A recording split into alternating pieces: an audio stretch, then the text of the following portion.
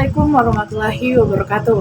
Kami dari kelompok 7 yang beranggotakan saya sendiri Amana Fitriah, Andini Aurelia Putri, dan Nur Febriani Sari.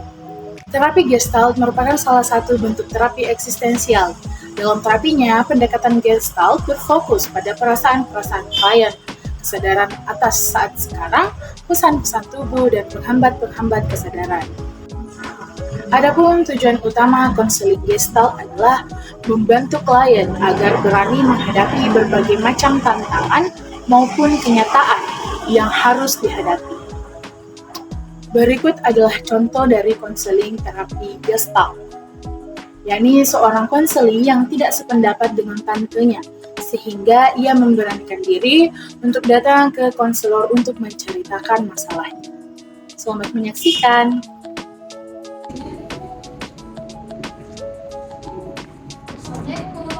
Waalaikumsalam. Silakan masuk. Terima kasih.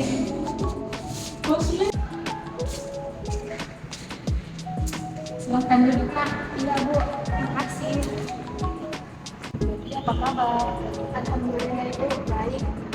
Syukur alhamdulillah kalau kabarnya baik-baik saja. Ngomong Kak Feby tidak ada jam pelajaran. Ibu, untuk saat ini jam pelajaran saya lagi kosong.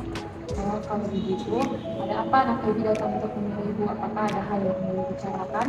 Iya, Bu. Jadi saya kesini ada sesuatu yang saya ingin bicarakan dengan Ibu. Bicaralah, apapun yang akan Kak Feby ceritakan, Ibu siap mendengarkannya. Kak Feby tidak perlu merasa takut untuk menceritakan semua masalah yang dialami, karena dalam proses konseling sebagai seorang konselor memiliki beberapa asas. Salah satu asas yang terpenting itu ada yang dinamakan asas kerahasiaan. Nah, asas kerahasiaan ini dimana nantinya apapun yang akan kita bicarakan akan bersifat sebagai rahasia, hanya Nak Feby dan Ibu yang tahu. Oh, jadi begitu ya, Bu. Ya, mungkin sekarang Nak Feby boleh menceritakan apa yang Nak Feby alami. Jadi begini, Bu. Saya sebenarnya ada masalah dengan hati saya. Lalu bagaimana? Begini, Bu, jadi sejujurnya saya masuk ke jurusan ini bukan keinginan saya, Ibu. Mengapa bukan keinginan Nak Feby? Saya masuk ke sini karena keputusan tante saya. Begini, Bu, awalnya saya ingin sekali masuk ke SMK. Saya mau sekali mengambil jurusan perkantoran karena menurut saya jurusan itu lebih banyak prakteknya ketimbang belajar di kelas, Bu. Saya lebih minat dengan jurusan perkantoran.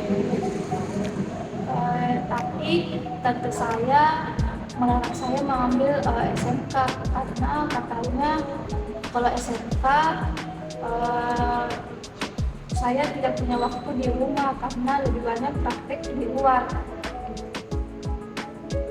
Kalau memang menurut Nak Feby itu tidak sesuai dengan minat dan kemampuan, kenapa tetap memaksakan untuk menuruti kemauan dari tante Nak Feby?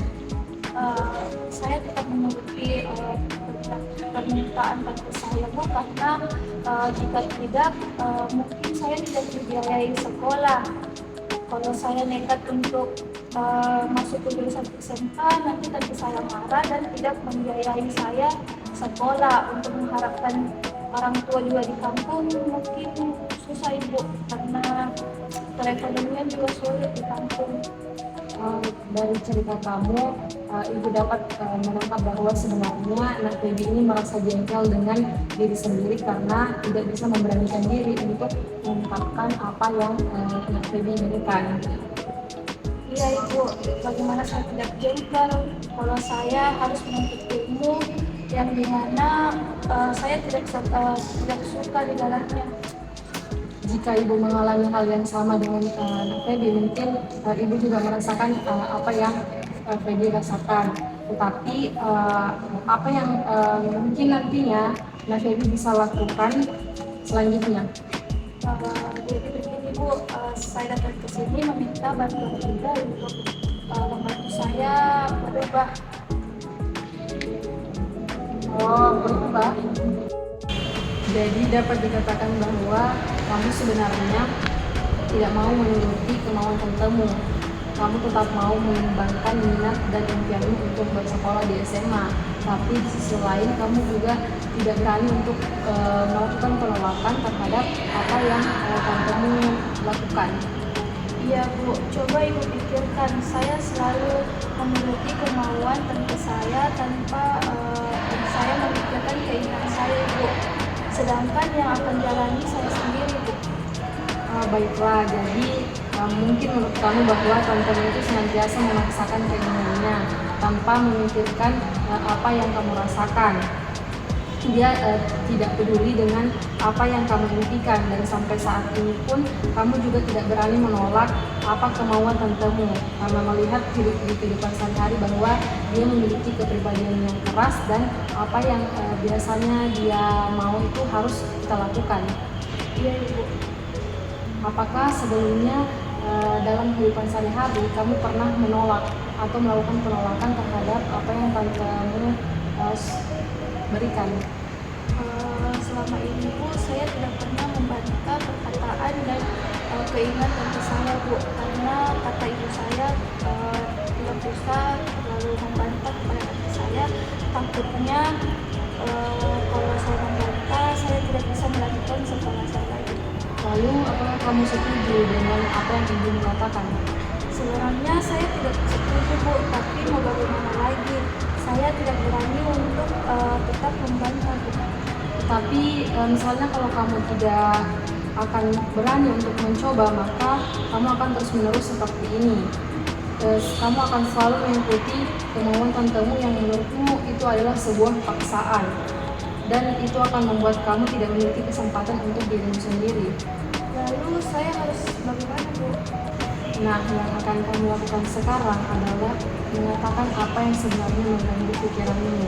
Anggap saja bahwa pikiran kamu yang menyuruhmu untuk melawan adalah posisi underdogmu, sedangkan posisi yang menyuruhmu untuk mengikuti kemauan tantemu itu adalah posisi top dogmu. Nah, di sini kita akan tahu selanjutnya tindakan apa yang akan ibu berikan atau saran dari ibu untuk permasalahanmu. Apakah sudah mengerti? Ya Bu, saya sudah mengerti. Baiklah, silahkan Mak Febi untuk siapkan dirinya benar-benar sebelum kita melakukan atau kita memulai permainan dialog ini atau permainan MFC. Iya Bu, saya sudah siap. Sekarang silahkan untuk mengambil posisi ternyaman. Nah, setelah itu kemudian tarik nafas melalui hidung, lalu keluarkan melalui mulut. Jadi bisa melakukan hal tersebut berkali-kali sampai jadi merasa tenang. Sudah tenang? Iya. Coba sekarang bayangkan atau pikirkan hal apa saja yang mungkin Nak Febi lakukan terkait dengan tante. Saya ingin sekali mengatakan tidak kepada tante saya, tetapi saya rasa tidak mungkin Bu. Kata siapa tidak mungkin? Mana mungkin saya berani melawan tante saya, apalagi orang tua saya selalu mengingatkan agar jangan melawan dengan tante saya. Dengan begitu saya berbakti dengan orang tua saya. Iya, memang benar.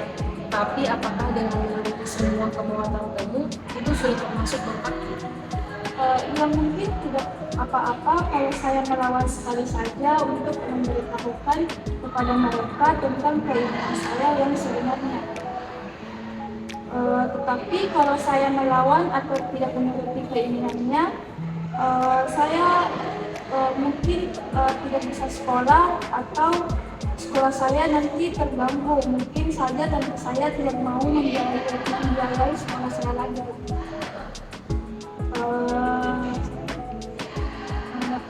Kalau begitu, seandainya tidak dibiaraikan, saya bisa mengurus beasiswa atau berusaha untuk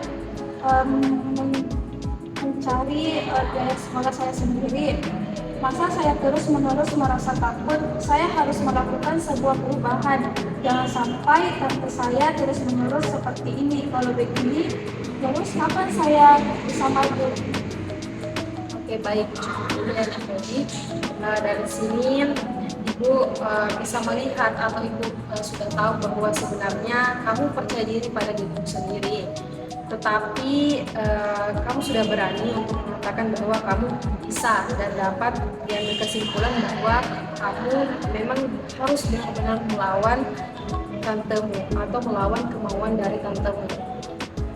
Betul Bu, tapi saya tidak tahu bagaimana saya harus mengungkapkan ini semua.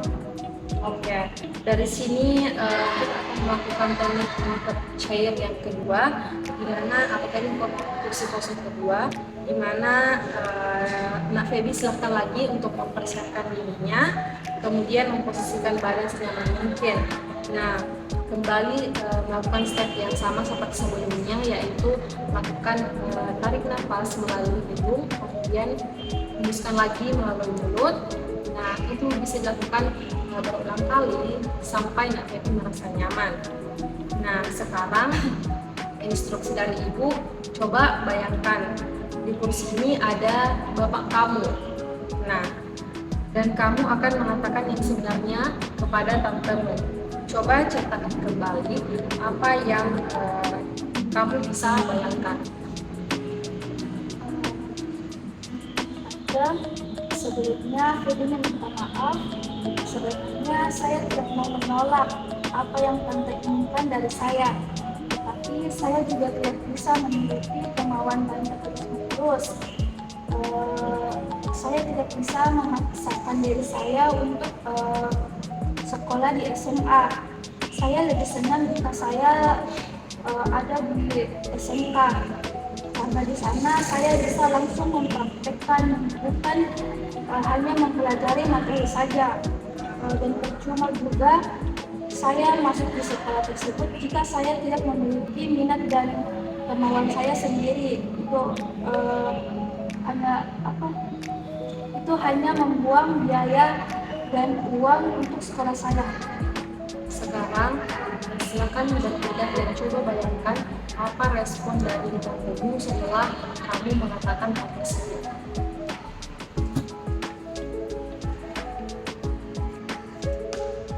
Ya, tidak apa-apa. Kenapa kamu tidak mengatakannya? Ketika kami mendaftarkan kamu di SMA, bahwa kamu lebih senang di SMK. Jika itu yang memang betul-betul yang kamu inginkan, mungkin Tante bisa pindahkan kamu ke sekolah SMK. Tante juga sadar bahwa seharusnya Tante jangan terlalu mengikuti kemauan diri Tante. Dan yang dalamnya sendiri juga adalah kamu sendiri. Kamu yang akan merasakan suka dukanya. Nah, setelah kita melakukan ini, di mana kamu akan menyampaikan hal ini atau memberikan penjelasan kepada tantemu mengenai perasaanmu yang sebenarnya? Nanti saya akan mencobanya Bu setelah saya sampai di rumah. Oke, setelah proses konseling yang kita lakukan sejauh ini, bagaimana perasaan kita?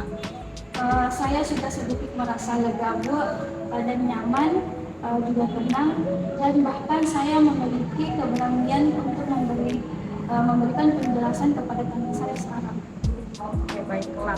Semoga pertemuan kita pada hari ini dapat bermanfaat, dan lain kali jika kamu ada waktu dan ada yang mau diceritakan dengan Ibu, mungkin kamu boleh sesi konseling lagi, dan silahkan saja datang menemui Ibu di ruangan bebas. Ya Bu, terima kasih atas bantuannya, sangat bermanfaat. Saya mau pamit dulu. Baiklah, selamat siang Nak.